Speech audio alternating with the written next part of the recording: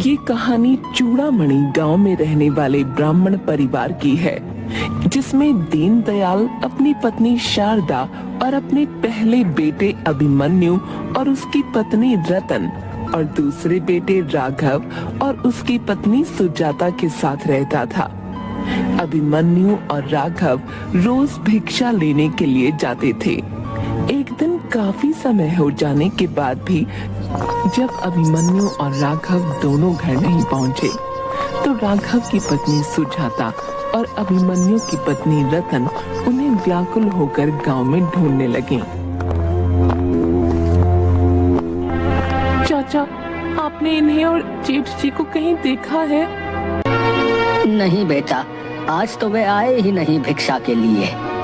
वैसे बिटिया, क्या हो गए हो? कुछ नहीं चाचा, सुबह से ये और जेठ जी दोनों घर से साथ निकले थे, पर अभी तक घर नहीं लौटे हैं। कहाँ देख लिया उन्हें? कहीं पूजा करने के काजे तो नहीं बैठ गए? नहीं है, सारे घर और पूरे गांव में देख चुकी, कहीं मिले भी नहीं है। पीछे से रतन भी आ जाती है। सुजाता भाभी, ये दोनों मिले कि नहीं? मुझे तो नहीं मिले। मैंने हर घर गली सब जगह देखा, सबसे पूछ भी लिया, पर कहीं नहीं मिले। ये कहीं चले तो नहीं गए हमसे रूठ कर? तभी पास से एक लड़का योगेश आता है। भाभी, आप रो क्यों रही हो? भाभी, हिम्मत रखो, यह दोनों यही आसपास के गांव में ही होंगे। अरे भाभी, मैंने दोनों को गांव के तक्षक मंदिर वाले रास्ते पर जाते हुए देखा था। योगेश की बातों को सुनकर सुजाता और रतन दोनों घबरा जाती हैं। बेटा, आप दोनों घर चली जाओ, अब शाम हो गई है। वैसे भी शाम का समय हो गया है। तक्षक राक्षस रात में आ जात है, जल्दी जाओ। आखिर तक्षक है कौन और सब लोग उससे डरते क्यों हैं? तक्षक मौत का दूसरा नाम है। लोग खजाने के लिए उस मंदिर में चले जाते हैं। तक्षक लोगों की जान क्यों लेता है? तक्षक मोगी देवी की पहली संतान थी। तक्षक बहुत लालची था। उसने देवी के सारे सोने को हड़प लिया था और जैसे ही तक्षक अनाज को हड़पने वाला था, सारे देवी देवताओं ने उस पर हमला कर दिया और अपनी संतान को देवी ने बचाने के लिए शर्त रखी। और वो शर्त थी कि कोई भी तक्षक की पूजा नहीं करेगा और सब तक्षक को भूल जाएंगे। चूड़ामणि गांव के लोगों ने तक्षक का मंदिर बनाया और उसकी पूजा की, जिसकी वजह से सभी देवी देवता क्रोधित हो गए और तब से लेकर आज तक देवी देवताओं का गुस्सा चूड़ामणि गांव पर बारिश बनकर बरस रहा है। लेकिन लोगों के द्वारा मंदिर बनाए जाने पर तक्षक बहुत खुश हुआ और खुश होकर उसने अपना सारा सोना मंदिर को समर्पित कर दिया। क्या वो सोना अभी भी उस मंदिर में है? हाँ, ऐसा कहा तो जाता है कि उस सोने को पाने की तलाश में कई लोग वहाँ गए, पर वापस नहीं आए। वह दोनों उनकी बात को सुनकर घर जाकर पिताजी को सारी बात बताती है। सुजाता पिताजी को बताती है, योगेश कह रहा था कि ये और जेठ जी तक्षक मंदिर की तरफ जाते हुए दिखे थे। जाने कहाँ चले गए दोनों? चलो, मैं उन्हें ढूंढने सुबह जाऊंगा। वैसे भी इस वक्त निकलना ठीक नहीं होगा। ठीक है पिताजी। रुको, ये बात तुम दोनों अपनी माँ को मत बताना, नहीं तो वो दुखी हो जाएगी। सुबह होते ही वह दोनों बच्चों को ढूंढने निकल जाता है। वहाँ रास्ते में काफी तेज बारिश हो रही थी। बूढ़ा होने की वजह से धीरे और कांपते हुए चल रहा था। तभी रास्ते में एक दुकान दिखती है। दीनदयाल ब्राह्मण दुकानदार से पूछता है, आपने किसी दो भिक्षुक ब्राह्मणों को देखा है? हाँ, मैंने उन्हें कल भिक्षा दी थी। तभी वो दोनों किसी मंदिर और धन की बात कर रहे थे। कौन सा मंदिर? मंदिर का क्या नाम था? मुझे नहीं पता। जल्दी जाओ यहाँ से, सुबह सुबह काम भी नहीं करने देते हैं।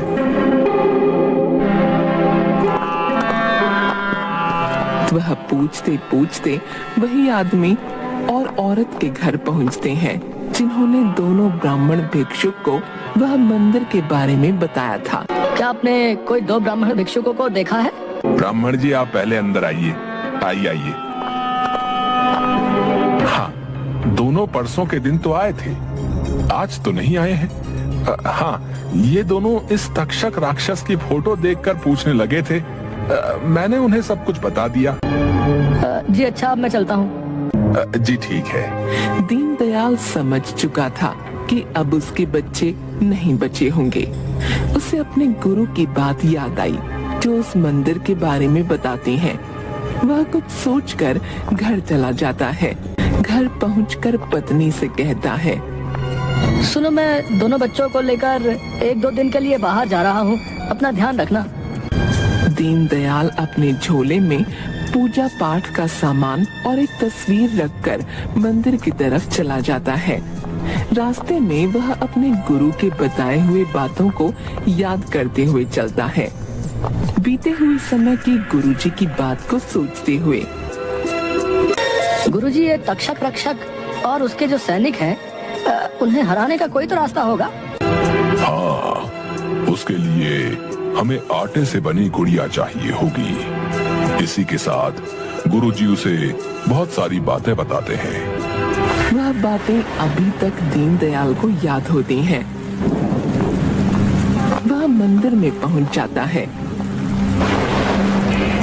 दीनदयाल जैसे ही अंदर जाता है वैसे ही वहाँ काला धुआं उठने लगता है, जिससे उसकी नाक में अजीब सी महक भर गई। वह आगे देखता है कि जमीन पर एक सितारा बना हुआ है। उसे सितारे के बारे में मालूम था। उस अंधेरे कमरे में वैसे तो कोई नहीं दिख रहा था, पर उसे वहाँ कई लोगों के होने का एहसास हो रहा था।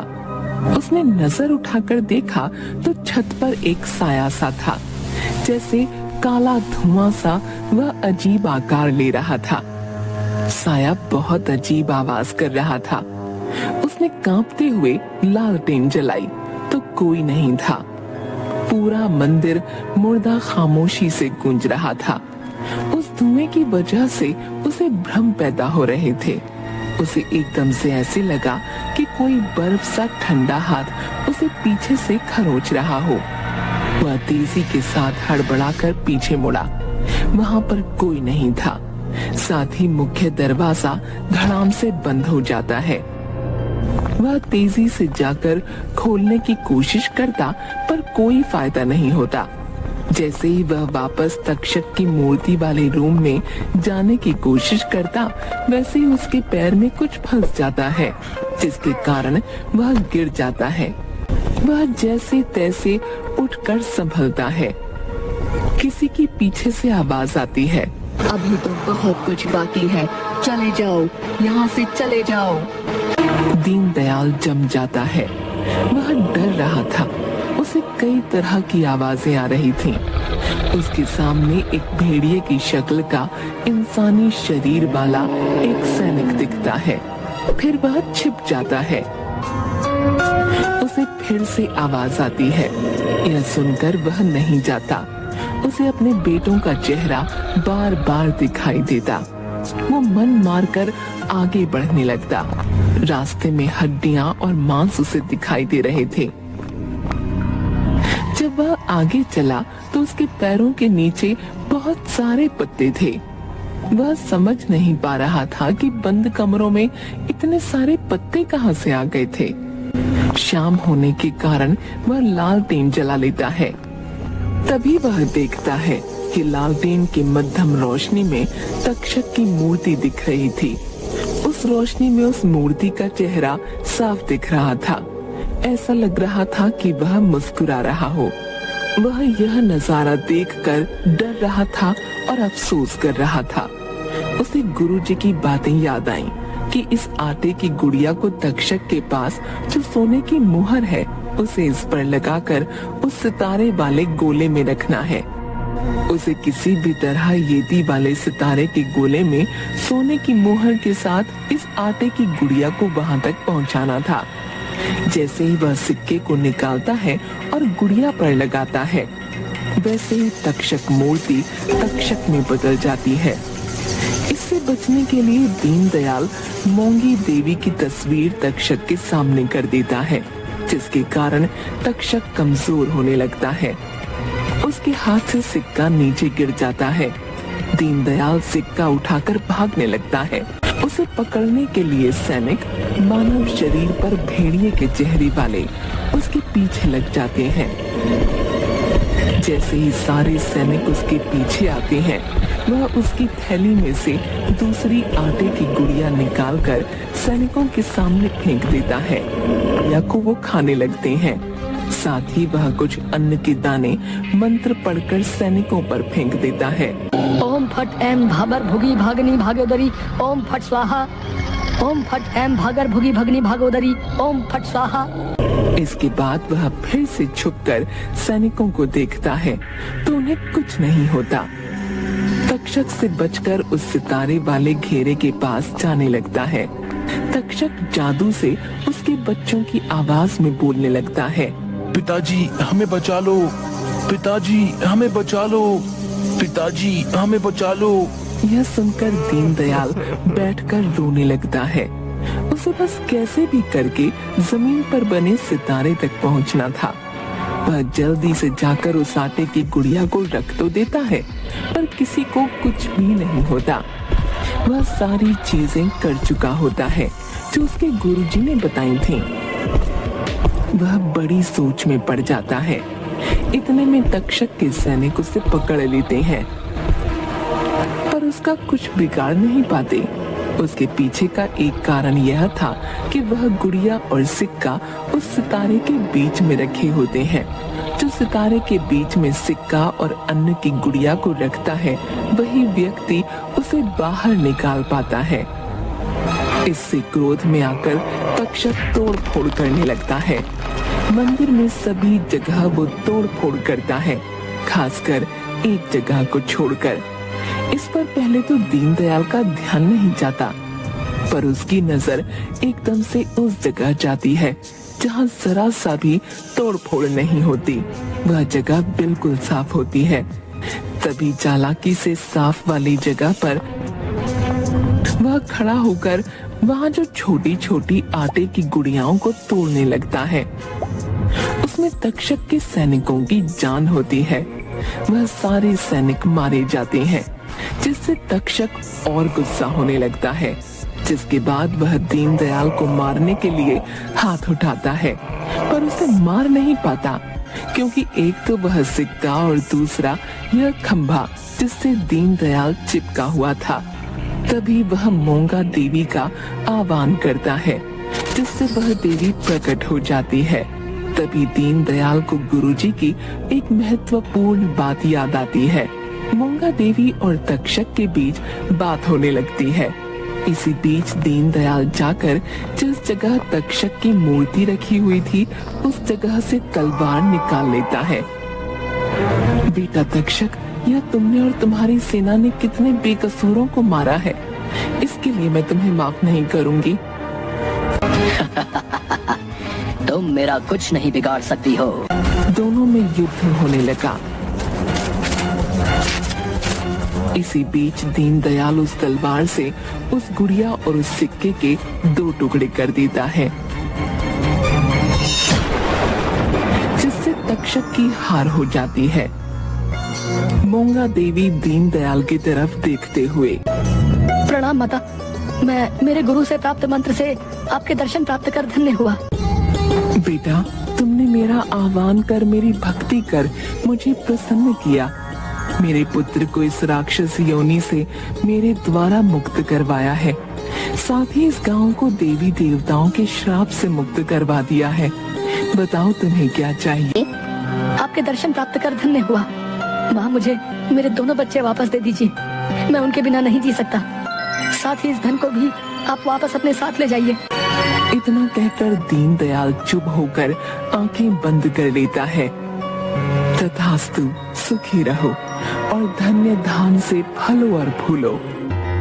इतना कहते ही दीनदयाल आंखें खोल और पाता है कि वह मंदिर के बाहर खड़ा है और लोग जो उस धन के लालच में अंदर मारे गए थे, वह सभी जीवित होकर वापस बाहर आने लगे थे। उनमें उसके दोनों बेटे अभिमन्यु और राघव भी आते हुए दिखते हैं। दोनों पिता को गले लगाते हैं। मुझे माफ कर दीजिए पिताजी, मैं पैसों के लालच में आ गया था, जिसके कारण ये सब हुआ। अब मैं कभी लालच नहीं करूंगा। कोई बात नहीं बेटा, चलो अब घर चलते हैं, माँ तुम्हारा रास्ता देख रही होगी। तीनों मिलकर अपने घर चले जाते हैं। घर घर पहुंचने के बाद वो देखते हैं कि वहाँ झोपड़ी की जगह एक हवेली बनी हुई थी। दीनदयाल देखता है कि उसमें से उसकी पत्नी व दोनों बहुएं आती हैं। ये क्या है? हमारा घर कहाँ है? यह देवी के चमत्कार से हुआ है। दीनदयाल को उस मंदिर के अंदर के माता के आशीर्वाद की बात याद आती है और सभी खुशी खुशी रहने लगते हैं।